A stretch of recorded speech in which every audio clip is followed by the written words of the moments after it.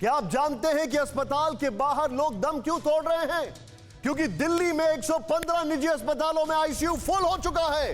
Normal beds भी 90% भर चुके हैं। कोरोना मरीज के इलाज में जुटे हैं सभी अस्पताल। कोरोना बेड्स की किल्लत पर दिल्ली सरकार का आदेश, अस्पताल 80% आईसीयू और नॉर्मल बेड कोरोना के मरीजों के लिए रिजर्व करें। मैं चाहूंगा दोनों ब्रेकिंग एक साथ दिखाएं। यह इस वक्त की बड़ी खबर है, दोनों ब्रेकिंग एक बार दिखाएं। यह इस वक्त की हैरान करने वाली खबर है। कुमार कुंदन दिल्ली से नॉन स्टॉप रिपोर्टिंग कर रहे हैं हमारे साथ। कुमार कुंदन, जरा बताइए क्या हाल है दिल्ली का? बताइए, अस्पताल के बाहर मरीज एम्बुलेंस में दम तोड़ रहा है, यह दिल्ली हमने कभी नहीं सोचा था।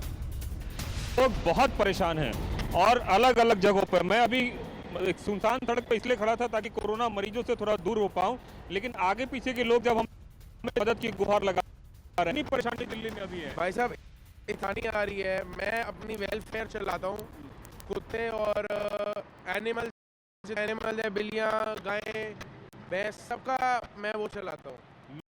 परेशानी हो रही है आप लोगों को हमें इतनी परेशानी हो रही है कि हम कोई भी, एक तो जानवरों को हम खाना नहीं खिला पाते, जानवर भूखे मर जाते हैं, इंसान की भी इससे ज़्यादा बुरी हालत हो रही है। निशांत, मैं बता रहा हूँ कि वेलफेयर चलाते हैं और अभी हमारे सामने में ये निकले और ये बाकायदा गाड़ी रोक के आए और उन्होंने कहा कि हमें इतनी परेशानी हो रही है कि जहाँ भी जा रहे हैं वहाँ अस्पताल में न बेड मिल रहा है न कुछ मिल रहा है। सुबह सुबह की बस खबर है कि हमारे कोई रिश्तेदार में अपोलो पे उन्होंने फ़ोन किया कि हमें एक बेड चाहिए, तो सारे बेड फुल हैं। कोई मतलब करोड़ों लोग मर रहे हैं, करोड़ों लोग, लाखों की संख्या में लोग मरी जा रहे हैं। निशांत, ये एक आम आदमी की कहानी मैं बता रहा हूँ जो खुद वेलफेयर का काम करता है, लेकिन जब उसके परिवार की वेलफेयर की बात आती है तो उसको कहीं जगह नहीं मिल रही है।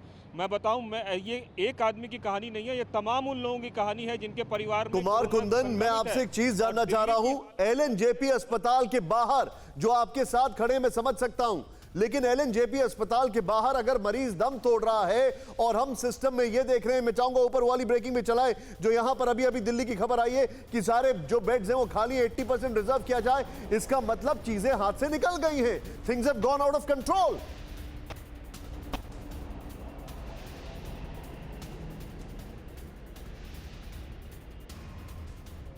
कुमार कुंदन, क्या मुझे सुन सकते हैं?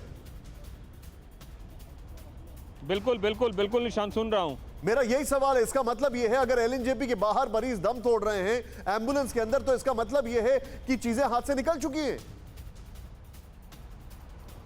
कल रात से हमारे संवाददाता एलएनजेपी पे खड़े थे और एलएनजेपी की जो तस्वीर दिखा रहे थे उसमें यह था कि बाकायदा एम्बुलेंसेस की लाइन लगी पड़ी हुई थी। 200 लोग जो है वहां पे बेड के लिए खड़े थे। ये कल रात का डेटा है। अगर आज दिन में बात करें तो आज दिन में भी अमूमन स्थिति यही थी।